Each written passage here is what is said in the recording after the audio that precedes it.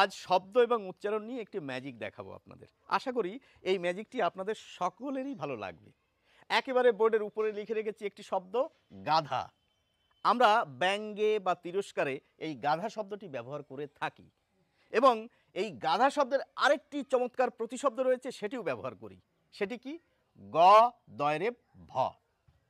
আমি যে বানান করে বললাম এর একটি কারণ রয়েছে। এই শব্দটি আপনি মুখে বলুন তো, কি বলবেন বলুন তো? মুখে বললে সম্পূর্ণ বদলে যাবে। কি হবে? এটি হচ্ছে এই শব্দের উচ্চারণ। গ রয় হসন্ত ধয়কার ব, অর্থাৎ গর্ধব। আমরা এই শব্দটিকে বলি গর্ধব। তাহলে কি হচ্ছে বলুন তো পরিবর্তন? বানান কিন্তু এটি ঠিক, এটিই প্রমিত। এখানে দয় রেপ লিখেছি, এখানে ভ লিখেছি, কিন্তু উচ্চারণে কি হয়ে যাচ্ছে? এখানে ধ এসে যাচ্ছে দয়ের বদলে, আর ভয়ের বদলে ব এসে যাচ্ছে।